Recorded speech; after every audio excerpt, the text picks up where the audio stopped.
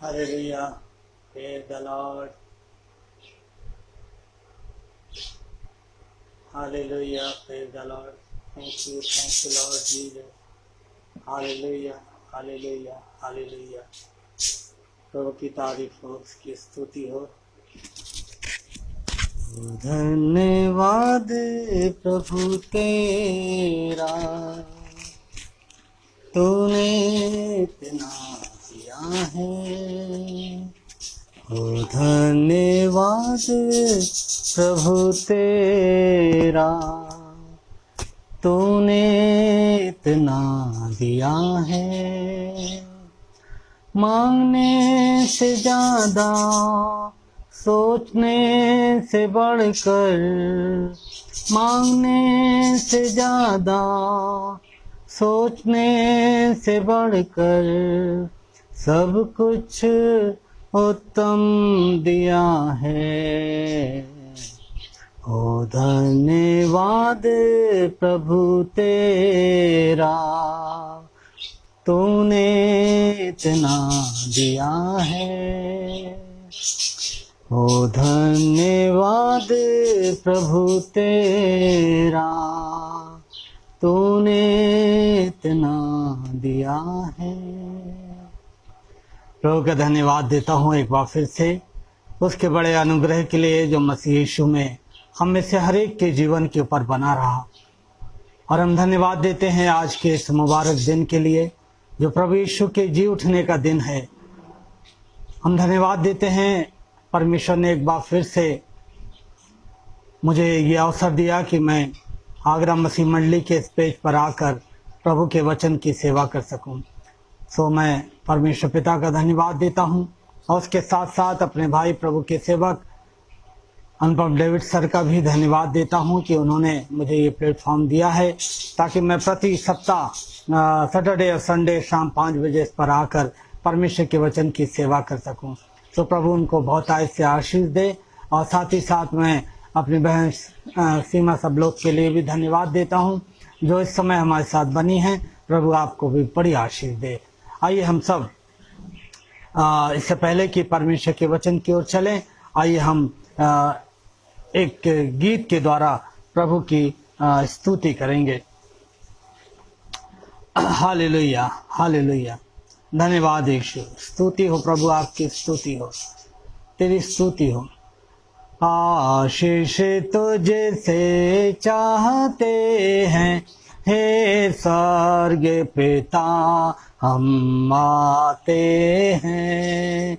आशीष तुझसे चाहते हैं हे स्वर्ग पिता, हम आते हैं। कोई खूबी है ना लिया कर, बख्शो हमको अपनी ताकत। कोई खूबी है ना लिया कर, बख्शो हमको अपनी ताकत। खाली दिलों को लाते हैं, खाली दिलों को लाते हैं हे स्वर्ग पिता, हम आते हैं। आशीष तुझसे चाहते हैं हे स्वर्ग पिता, हम आते हैं। हमने बहुत खताएं की हैं, रहे निकाम जफ़ाएं की हैं। हमने बहुत खताएं की हैं, रहे निकाम जफ़ाएं की हैं।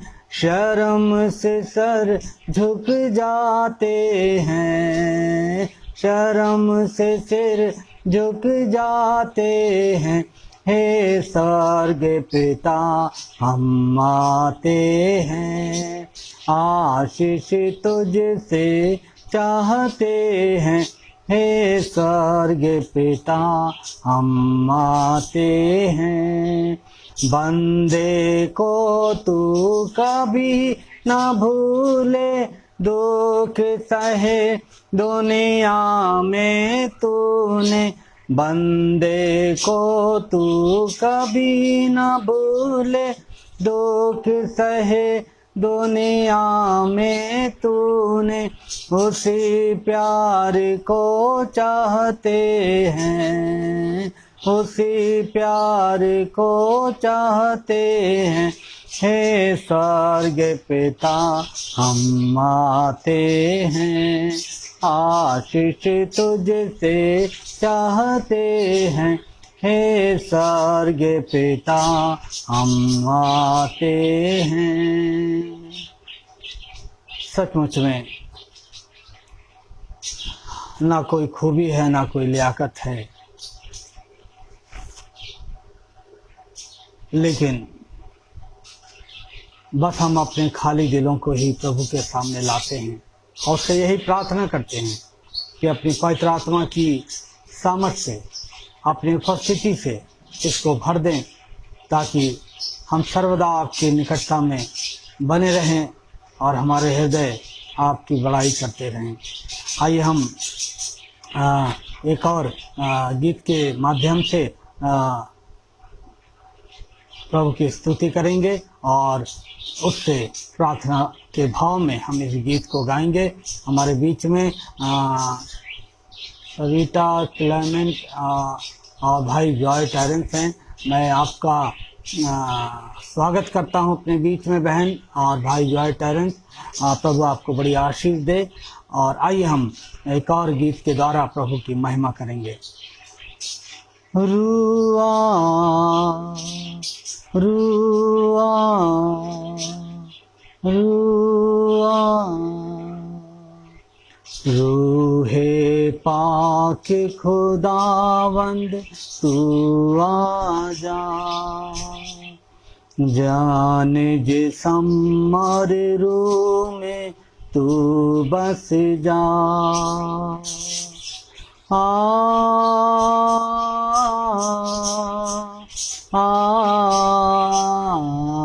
रुआ हो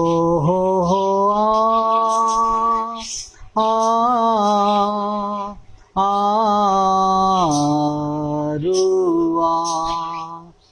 रूह के शोले लपक लपक जब आते हैं, बंधन सारे टूट के गिरते जाते हैं। रूह के शोले लपक लपक जब आते हैं, बंधन सारे टूट के गिरते जाते हैं।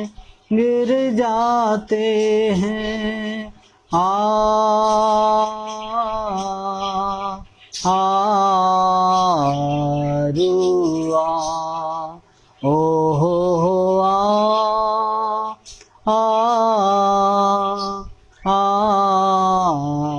रुआ।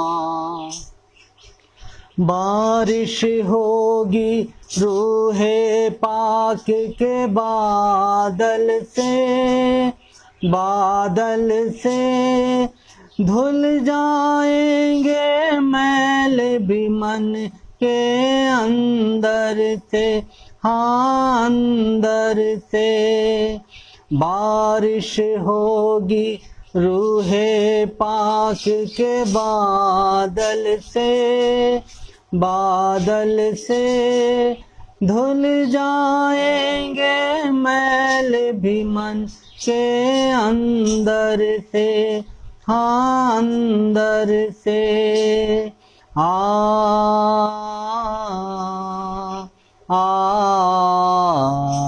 रुआ ओ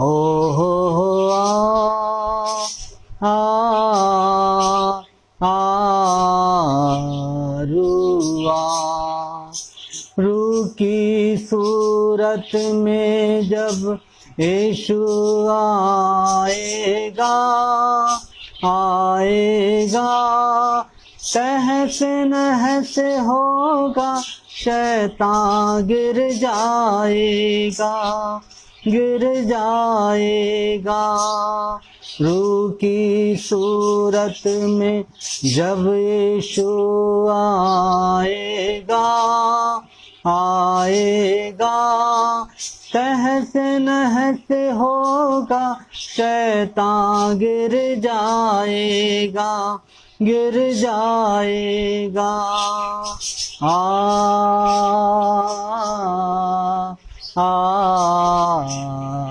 रुआ ओ हो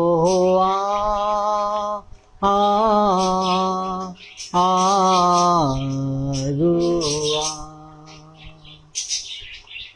आइए हम प्रार्थना में चलेंगे और खुदा से दुआ मांगेंगे। प्यारे खुदावंद, हम आपकी हुजूरी में आते हैं।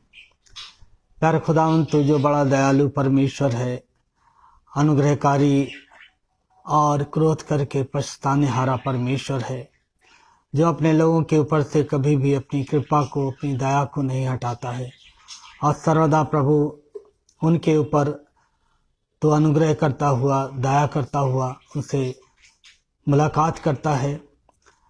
प्यारे खुदावंद, आज की संध्या में हम आपको धन्यवाद देते हैं इस सुंदर समय के लिए जो आपने हमारे जीवन में दिया है। जब प्रभु हम आपके वचन को पढ़ते हैं, सुनते हैं, प्रचार करते हैं, पवित्र आत्मा तो हमारी अगुवाई कर, हमारी सहायता कर।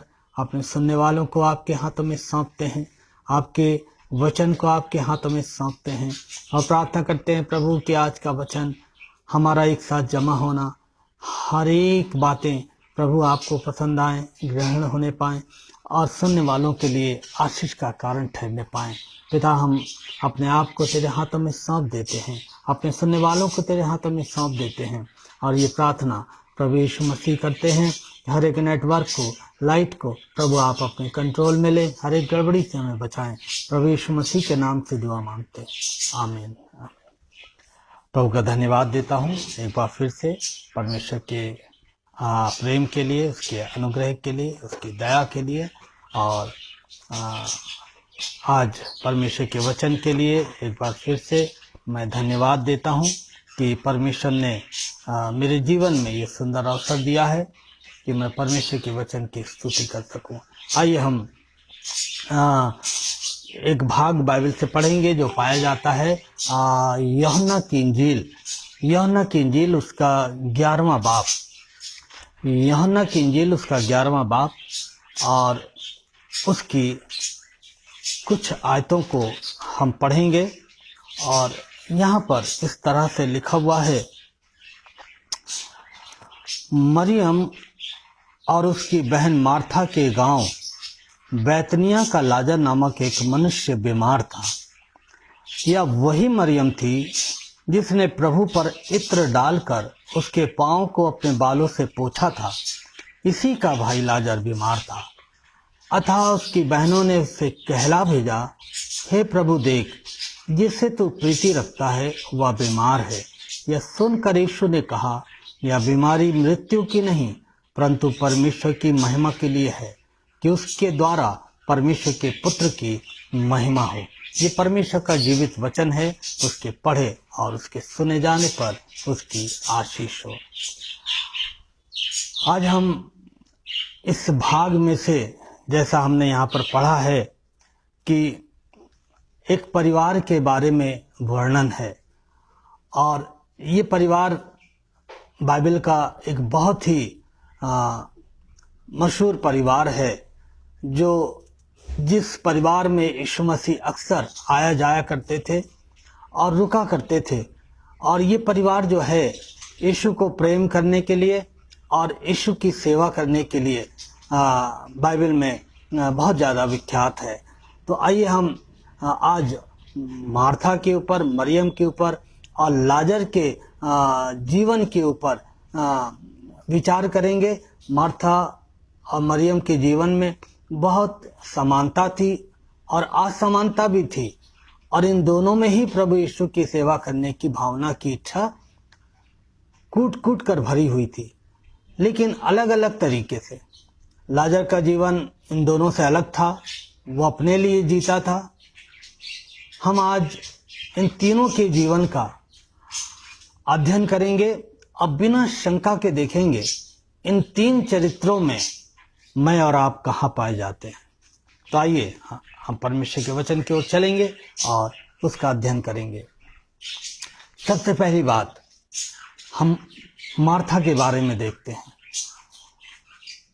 मार्था एक ऐसी स्त्री थी, एक ऐसी महिला थी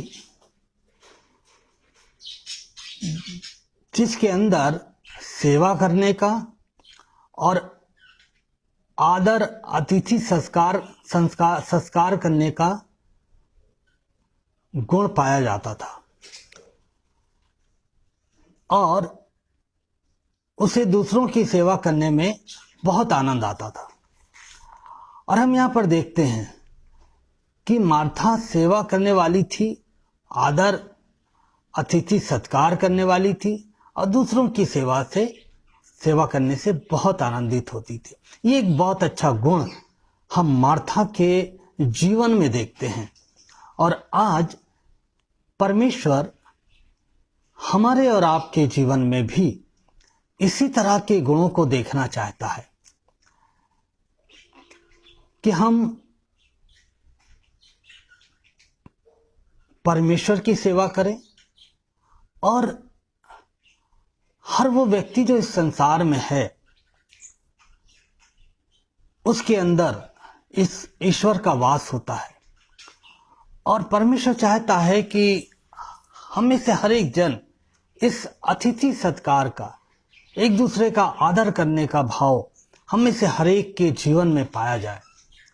आज हम एक ऐसे वातावरण में जी रहे हैं जहां पर सेवा करने का भाव जो है वो लगभग समाप्त हो गया है। एक दूसरे का आदर करना, एक दूसरे का अतिथि सत्कार करना, ये एक तरह से समाप्त हो गया है।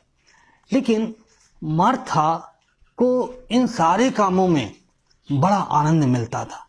और मालूम है आपको, पुराना नियम मुझे और आपको बताता है कि बहुत सारे प्रभु के लोगों ने अनजाने में पराये लोगों की, जब वे उनके घर पर आए तो उन्होंने उनको रात में अपने घर में शरण दी, उनको भोजन खिलाया और उनका आदर अतिथि सत्कार किया।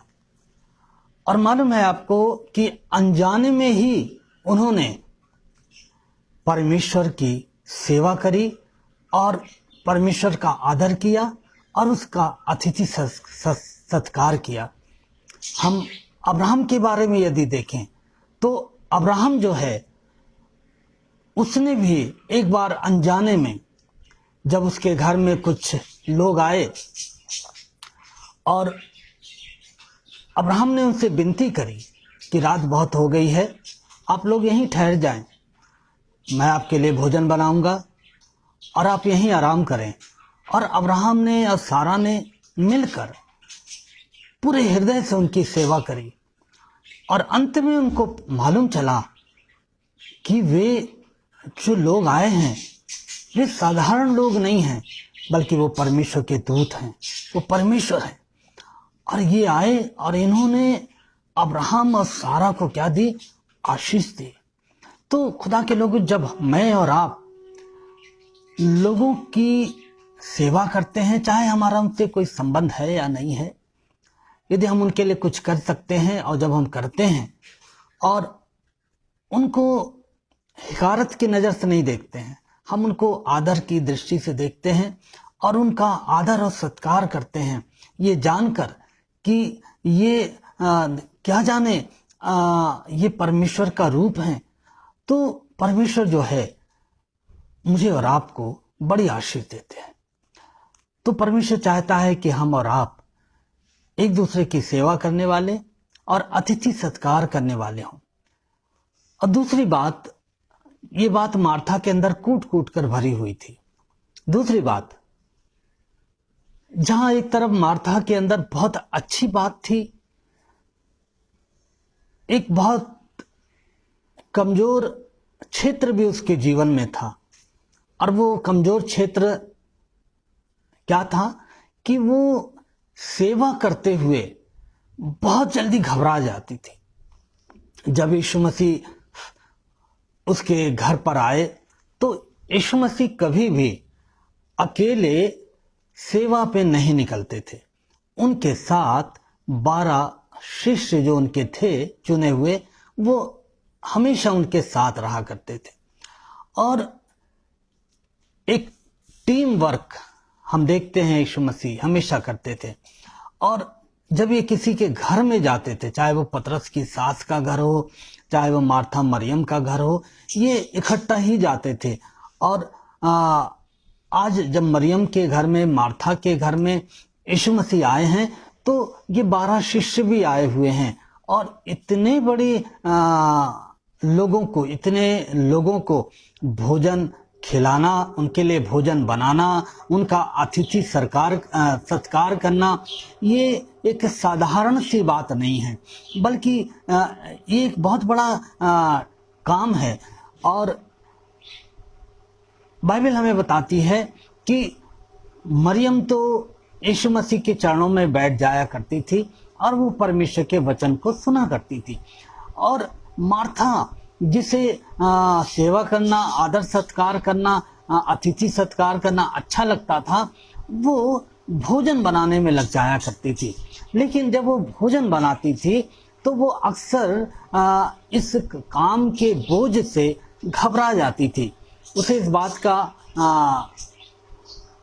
एहसास होता था कि मैं ही अकेली लगी हुई हूँ और मैं ही सब कुछ कर रही हूँ और मरियम तो कुछ कर भी नहीं रही है और वो बस यीशु मसीह के पास बैठी हुई है और सारा काम मुझे करना पड़ रहा है। और वो जो है, जब यीशु मसीह के लिए, उसके चेलों के लिए खाना तैयार कर रही है, भोजन तैयार कर रही है, तो वो एकाएक घबरा जाती है इतना सारा काम देखकर। और वो घबरा जाती है और उसे इस बात का जरा भी एहसास नहीं है कि जो व्यक्ति उसके घर में बैठा हुआ है वो सब कुछ करने की सामर्थ्य रखता है। जो व्यक्ति उसके घर में आया हुआ है वो उसके लिए सब कुछ कर सकता है।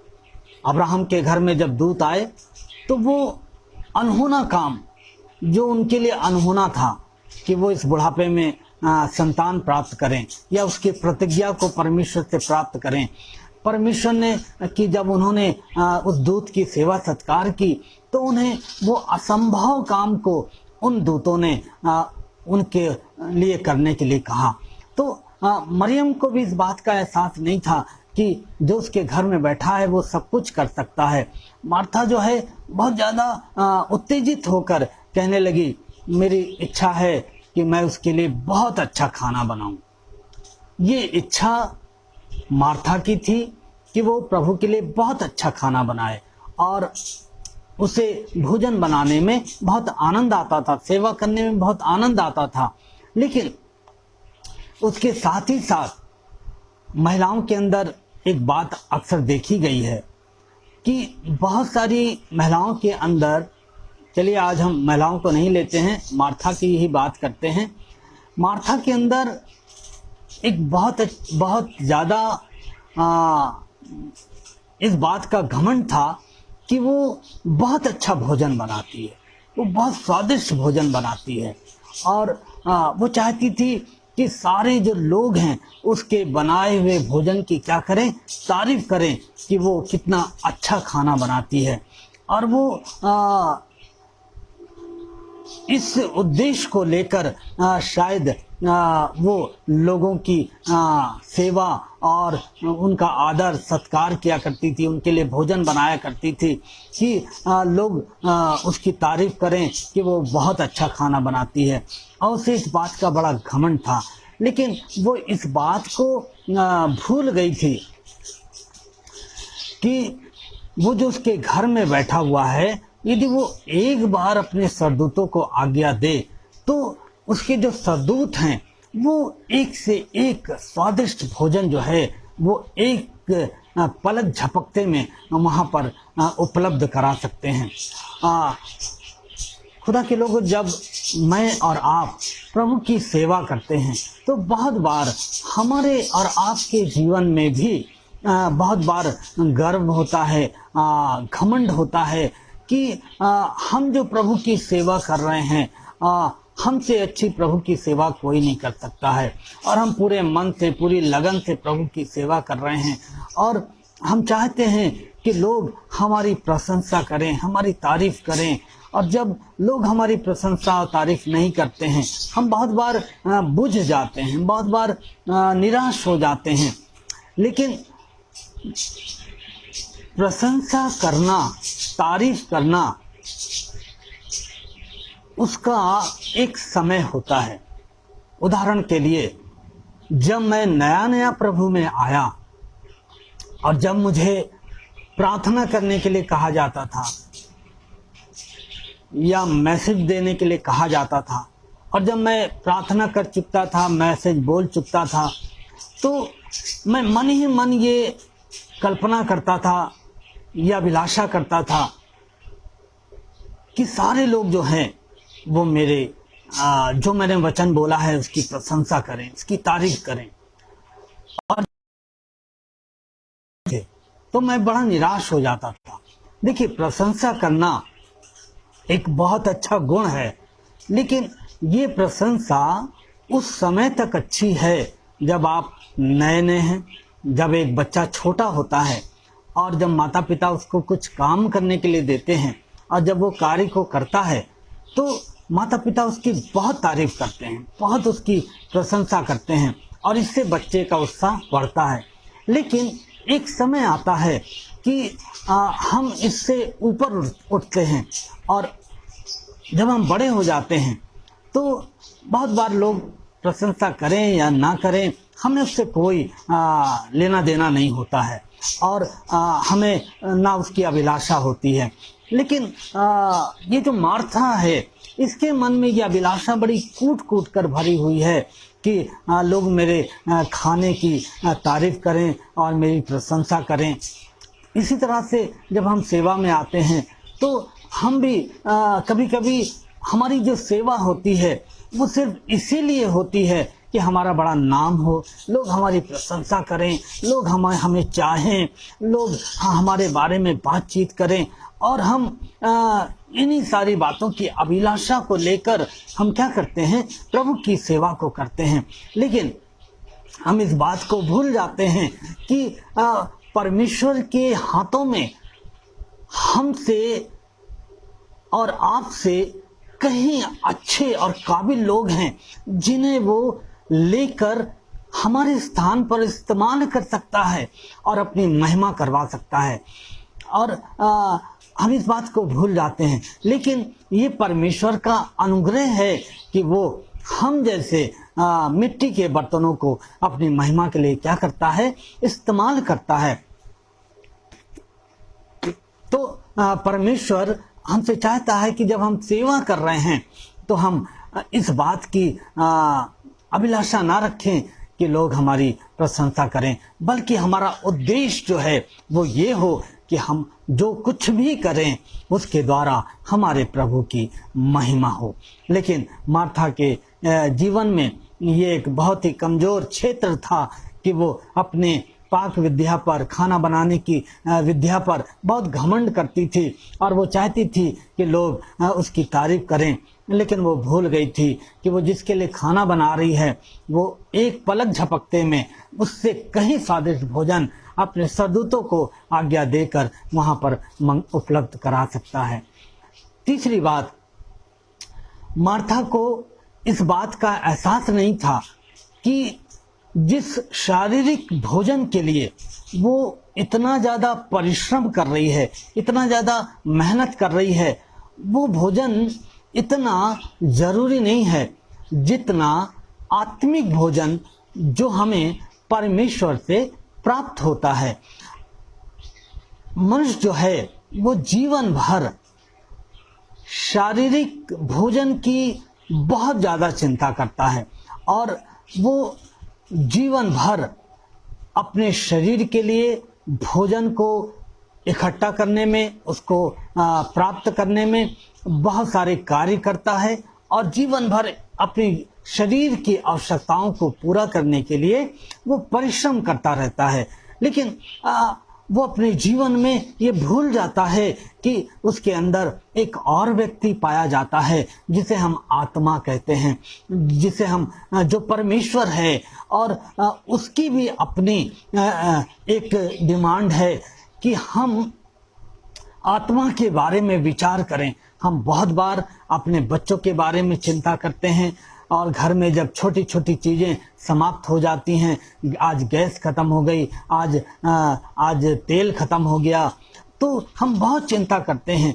लेकिन बहुत बार हम अपनी आत्मा की चिंता नहीं करने पाते हैं। और परमेश्वर का वचन लूका की इंजील में क्या कहता है कि मनुष्य यदि सारे संसार को प्राप्त कर ले और अपनी आत्मा की हानि उठाए तो उसे क्या लाभ होगा, उसे क्या प्राप्त होगा? उसे कुछ भी प्राप्त नहीं होगा। इसलिए मार्था जो है वो केवल अपने शरीर के बारे में विचार कर रही थी और उसका ध्यान अपनी आत्मा के ऊपर नहीं था कि उसकी आत्मा जो है क्या वो उसको भोजन मिल रहा है या नहीं मिल रहा है। और मार्था के अंदर एक और बात थी कि मार्था के अंदर एक घबराने वाली, एक विचलित करने वाली आत्मा थी, जिसके कारण से वो स्वयं भी घबरा जाती थी और दूसरों को भी क्या कर देती थी, घबरा देती थी, विचलित कर देती थी। मालूम है, यीशु मसीह के चेले बैठे हुए हैं, यीशु मसीह बैठे हुए हैं, मरियम यीशु मसीह से परमेश्वर का वचन सुन रही है, लेकिन एकाएक मार्था जाती है और कहती, प्रभु देखिए मैं अकेले ही सारा काम कर रही हूँ और कोई मेरी मदद के लिए नहीं आ रहा है। प्रभु देखिए ये तो बहुत गलत बात है। और वो जाकर उस सारे वातावरण को जो वहाँ पर बना हुआ है, एक आत्मिक वातावरण, उसको वो छिन्न भिन्न कर देती है और वो स्वयं घबराती है और उसके साथ दूसरों को भी घबरा देती है और विचलित कर देती है। ये शैतान का एक बहुत ही साधारण सा हथियार है, एक साधारण सा हथियार है शैतान का, कि वो अपने परमेश्वर के सेवकों को, जो परमेश्वर की सेवा कर रहे हैं या जो अपने आत्मा के बारे में अपने लिए भोजन प्राप्त कर रहे हैं परमेश्वर से, जब वो परमेश्वर के वचन को पढ़ते हैं, प्रार्थना करते हैं, तो बहुत बार शैतान इस साधारण हथियार के द्वारा क्या करता है, सेवकों को विचलित कर देता है कि अरे तुम बैठकर यहाँ पर परमेश्वर का वचन पढ़ रहे हो, प्रार्थना कर रहे हो, वो वाला काम बहुत इम्पोर्टेंट है, वो वाला काम बहुत ज़रूरी है और तुम यहाँ पर लगे हुए हो और तुम जाओ, और यदि तुम नहीं गए तो वो समय निकल जाएगा और तुम्हारा वो काम नहीं हो पाएगा। और शैतान इस तरह से क्या करता है, अपने सेवकों को विचलित कर देता है। न केवल वो अपने सेवकों को विचलित कर देता है, बल्कि वो हमें और आपको भी, जब हम घर की आराधना करते हैं, जब हम घर में बैठकर आराधना करते हैं, तो वो हमारी घर की आराधना में भी हमें क्या कर देता है, ऐसे ऐसे विघ्न डाल देता है कि हम घबरा जाते हैं, हम विचलित हो जाते हैं। और फिर जब हम घबरा जाते हैं तो कभी कभी कहा सुनी भी हो जाती है और फिर वो जो एक प्रार्थना का वातावरण है, एक जो वचन पढ़ने का वातावरण है, एक जो मन की इच्छा है, वो मर जाती है, ख़त्म हो जाती है और हमारा जो विवेक है वो नाना प्रकार के बुरे विचारों से भर जाता है। ये शैतान का एक साधारण सा हथियार है जो वो अपने लोगों के जब वो उसकी आराधना करते हैं, उसकी सेवा करते हैं, तो शैतान इसको इस्तेमाल करता है, क्योंकि वो नहीं चाहता है कि उसके लोग उसकी सेवा करें और वो उसके वचन को पढ़ें, उससे प्रार्थना करें और वो अपनी पारिवारिक आराधना को करें, वो नहीं चाहता है। हमें अपने आप को तैयार करना चाहिए आत्मिक भोजन के लिए। जो जीवन की रोटी हमारे घर में आई है, हमें उसके लिए हमेशा अपने आप को तैयार करना चाहिए। मैं पास्टर हूँ तो मुझे एक बहुत ज़्यादा एक बात का अनुभव है कि जब हम लैंड स्टे में, जब कहीं कहीं रिवाज है 40 दिनों की प्रार्थना सभा का, जब हम उन घरों में जाते हैं प्रार्थना करने के लिए, तो अक्सर हमने देखा है कि लोग आते हैं, जमा होते हैं, लेकिन जिस व्यक्ति के घर में प्रार्थना है वो व्यक्ति बड़ा बेचैन सा नजर आता है, बड़ा विचलित सा नजर आता है, और वो उसका जो ध्यान है वो ना वचन में लगता है ना प्रार्थना में लगता है। वो या तो कभी अपने घर के लोगों की तरफ देखता रहता है, शायद वो ये कहता है कि वो जो चाय चढ़ी है देख रहे हो ना, वो जो लोगों को नाश्ता देना है वो प्लेटें लगा ली हैं कि नहीं लगा ली हैं, अरे वो भैया गया था समोसे लेने, वो ले आया है कि नहीं ले आया है। और हम आंखों के द्वारा एक दूसरे से बातें करते रहते हैं, और हमारा जो दिमाग है, हमारा जो सोच विचार है, वो पूरी रीति से कहाँ लगा रहता है, दूसरे कामों में लगा रहता है। और ये शैतान का एक साधारण सा हथियार है। और जिस घर में प्रार्थना होती है वो घबराता रहता है कि सब कुछ सही ढंग से हो जाए, सब कुछ अच्छी तरह से हो जाए, लेकिन वो अपने मन को परमेश्वर के वचन की ओर केंद्रित नहीं कर पाता है, और वो घबराया सा उस आराधना में बैठा रहता है। ये शैतान का एक साधारण सा हथियार है। मैं आपको एक सलाह देना चाहता हूँ, जब आपके घर में इस तरह की आराधना होती है तो आप सारा काम पहले से कर लें, और अंत में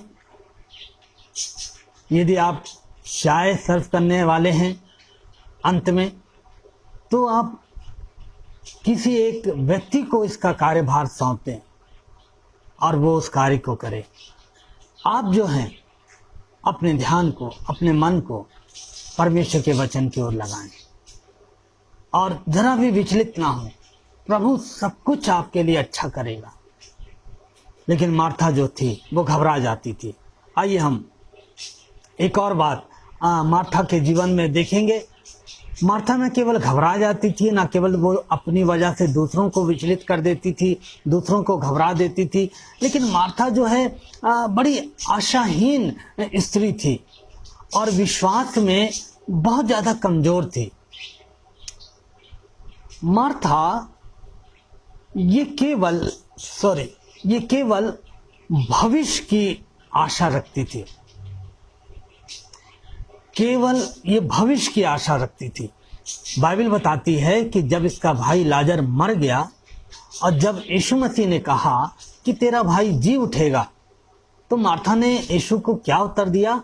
हाँ प्रभु, जब तू आएगा, जब दूसरा आगमन होगा तो हमारा प्रभु जी उठेगा। जब मुर्दे जिएंगे तब वो भी जी उठेगा। उसको वर्तमान में कोई आशा नहीं थी, और वो कह रही है हाँ प्रभु, जब वो समय आएगा तो मेरा भाई भी जी उठेगा। तो मार्था को जो थी वो भविष्य की आशा थी केवल। हाँ खुदा के लोगों, खुदावंद ने हमें और आपको भविष्य की आशा दी है कि वो जब आएगा तो हम उसके साथ जाएंगे, लेकिन वो इस वर्तमान में जिसमें हम जी रहे हैं, इसमें भी वो हमारे साथ रहने की, हमारी सहायता करने की, हमें छुड़ाने की प्रतिज्ञा करता है। और वो कहता है कि देखो मैं जगत के अंत तक तुम्हारे साथ हूँ। वो ये नहीं कहता है कि मैं भविष्य में तुम्हारे साथ हूँगा, नहीं कहता है देखो आज और कल और अब तक मैं तुम्हारे साथ हूँ। और मालूम है आपको मार्था क्यों केवल भविष्य की आशा करती थी? क्योंकि वो केवल पर्व वर्तमान में आशा नहीं रखती थी। क्यों? क्योंकि वो अपने विश्वास में बहुत ज़्यादा कमज़ोर थी। जब उसका भाई मर गया और यीशु मसीह ने कहा यदि तो विश्वास करेगी तो परमेश्वर के बड़े बड़े कामों को देखेगी, तो भी उसने इसी बात को कहा कि हाँ प्रभु, मैं विश्वास करती हूँ कि जब वो समय आएगा तो मेरा भाई जी उठेगा। उसका विश्वास भी बहुत कमजोर था। प्रभु आज चाहता है कि मैं और आप हमेशा न केवल हम भविष्य की आशा रखें, लेकिन हम अपने वर्तमान में भी अपने प्रभु पे आशा रखें, उस पे विश्वास रखें। अपने परिवार की हर एक समस्या के लिए, अपने जीवन की हर एक समस्याओं के लिए और हर एक बातों के लिए जो हमें विचलित करती हैं, जो हमें परेशान करती हैं। और प्रभु ने मुझे और आपको एक धन्य आशा दी है कि देखो, मैं आज और कल और अब तक तुम्हारे साथ हूँ। और यीशु मसीह कहते हैं, देखो मैं दोबारा जल्द आने वाला हूँ। तो उसने हमें वर्तमान की और भविष्य की दोनों ही आशा प्रदान की हैं। और वो चाहता है कि हम इस आशा में आनंदित रहें और अपने प्रभु में बने रहें। यहाँ पर हम देखते हैं कि मार्था सब कुछ जानती थी पर विश्वास नहीं था। और उसने कहा, जब यीशु मसीह ने कहा कि तेरा भाई जी उठेगा, तो वो क्या कहने लगी, प्रभु उसे मरे तो 4 दिन हो गए हैं, उसमें से दुर्गंध आ रही होगी। उसकी आशा केवल भविष्य में थी, उसका विश्वास बहुत कमजोर था।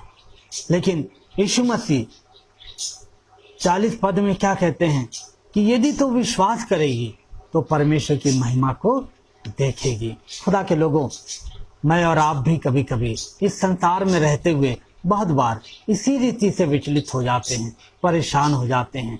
लेकिन यीशु मसीह हमें और आपको यह आश्वासन देते हैं कि देखो, मैं जगत के अंत तक तुम्हारे साथ हूँ, मैं ना कभी तुम्हें छोड़ूंगा और ना मैं कभी तुम्हें त्यागूंगा। यदि आज आपके जीवन में कोई भी दुर्बलता चल रही है, बीमारी चल रही है, समस्या चल रही है, कोर्ट केस चल रहा है, बच्चों की चिंता है, कोई और ऐसी बात है जो आपको परेशान कर रही है, आप प्रभु पे आशा रखें और प्रभु को पुकारें। और वो प्रभु जो स्वर्ग का परमेश्वर है, वो आपकी सहायता करेगा और आपको वो कभी नहीं छोड़ेगा। आइए हम तीसरा कैरेक्टर जल्दी से देखेंगे। तीसरा कैरेक्टर है, दूसरा वो है मरियम। मरियम एक ऐसी स्त्री थी जो परमेश्वर की आराधना करने वाली स्त्री थी। मरियम अपनी दुनियावी सारी बातों को अलग रख देती थी जब वो यीशु मसीह के चरणों में बैठा करती थी। जैसा मैंने पहले बताया कि जब लोगों के यहाँ आराधना या मीटिंग होती है तो वो उन दुनियावी बातों को अपने साथ रखे रहते हैं कि चूल्हे पे क्या हो रहा होगा और वो सामान आया कि नहीं आया। लेकिन मरियम जब बैठा करती थी यीशु मसीह के चरणों में, तो वो सारी दुनियावी बातों को अलग रख देती थी और अपने गुरु की बातों को ध्यान से सुना करती थी। कैसे सुना करती थी? ध्यान से सुना करती थी। और हम देखते हैं प्रभु भी हमसे यही चाहते हैं कि जब हम प्रभु की आराधना में बैठते हैं तो हमारा जो ध्यान है, हमारा जो मन है, पूरी रीति से परमेश्वर के वचन की ओर लगा होना चाहिए। जब हमारा ध्यान भटकता रहता है तो हम प्रभु के वचन से कभी भी आशीष प्राप्त नहीं कर पाते हैं। आज जब हम इस टेक्नोलॉजी के समय में जी रहे हैं, इंटरनेट के समय में, जब हम इस फेसबुक के द्वारा आपके साथ संगति कर रहे हैं, तो आज भी ये टेक्नोलॉजी एक बहुत अच्छी टेक्नोलॉजी है कि हम इतने दूर दूर हैं लेकिन हम एक दूसरे से परमेश्वर के वचन में संगति करने पा रहे हैं। लेकिन यही टेक्नोलॉजी हमें परमेश्वर से दूर भी कर देती है। मालूम है आज लोग क्या करते हैं?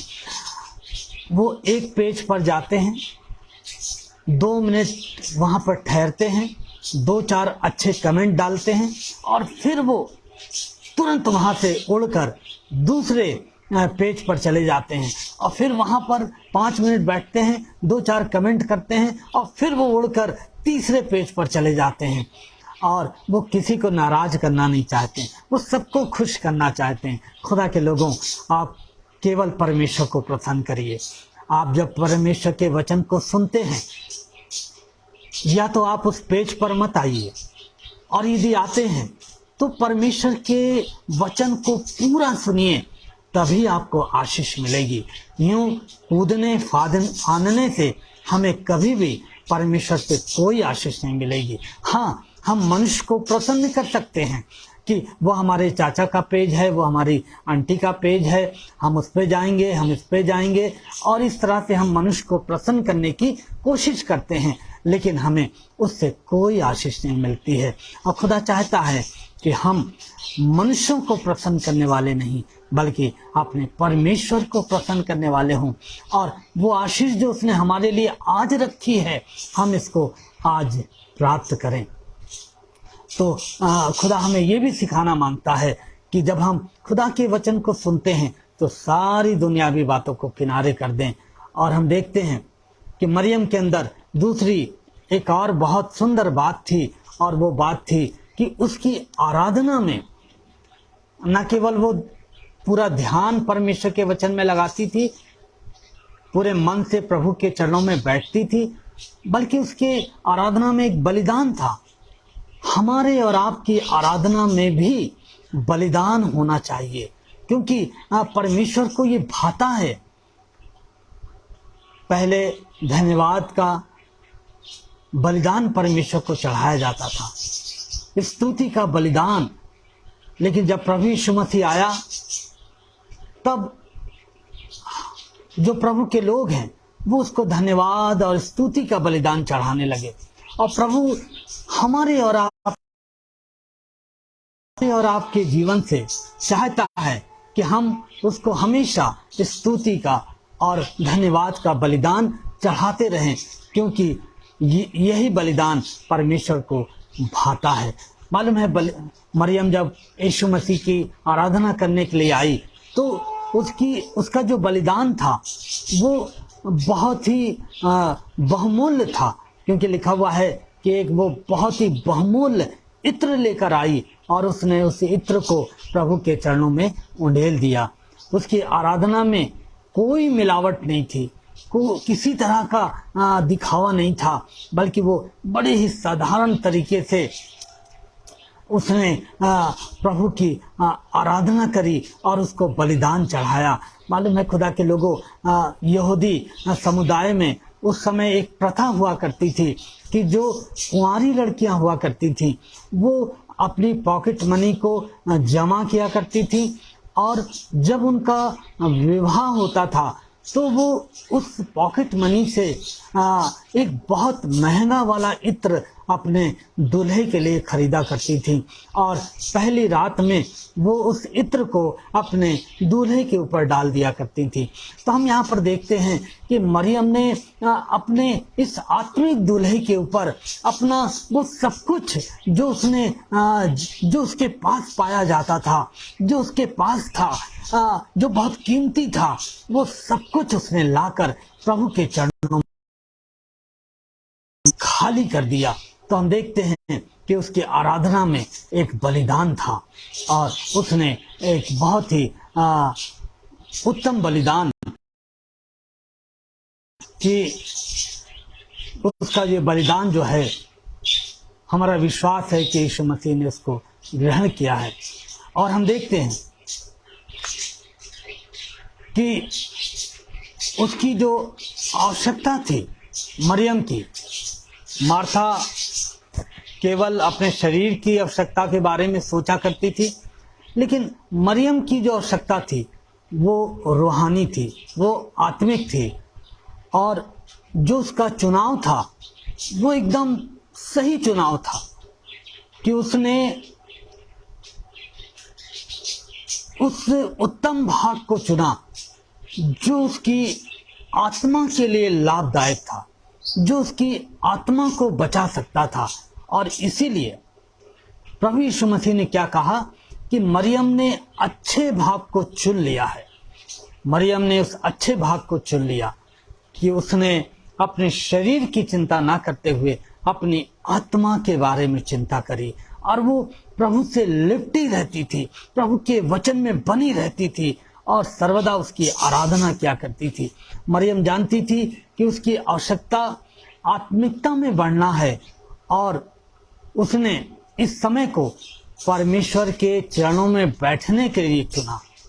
आज बहुत बार जब लोगों के पास समय होता है तो लोग जो हैं अपने समय को क्या करते हैं, बहुत सारी बातों में खर्च कर देते हैं। आज हम इंटरनेट के समय में हैं, हम बहुत बार अपने समय को मोबाइल पर व्यर्थ गंवा देते हैं, और जो प्रार्थना का समय होता है, जो वचन पढ़ने का समय होता है, हम उसमें भी चूक जाते हैं बहुत बार, और हम मोबाइल में लगे रहते हैं। लेकिन मरियम जो है वो इस समय को उसने क्या करा, उसने अपने समय को इसलिए संभाल के रखा ताकि वो प्रभु के चरणों में बैठकर उससे आशीष प्राप्त करे।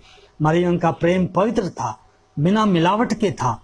मार्था मदद करने वाली थी, लेकिन मरियम जरूरतमंद थी। मालूम है आपको, दोनों बहनें हैं, दोनों का स्वभाव अलग है। एक मदद करने वाली है और दूसरी जरूरतमंद है। मार्था जो है मदद करने वाली थी, लेकिन मरियम जरूरतमंद थी। उसे अपने आत्मिक जीवन के लिए प्रभु से बहुत कुछ चाहिए था, और वो इसको प्राप्त करने के लिए निरंतर प्रभु के चरणों में बैठी रहती थी। खुदा के लोगों, आज प्रभु चाहता है कि मैं और आप भी प्रभु के चरणों में बैठे रहें और उससे लिपटे रहें और उससे आशीष को प्राप्त करते रहें।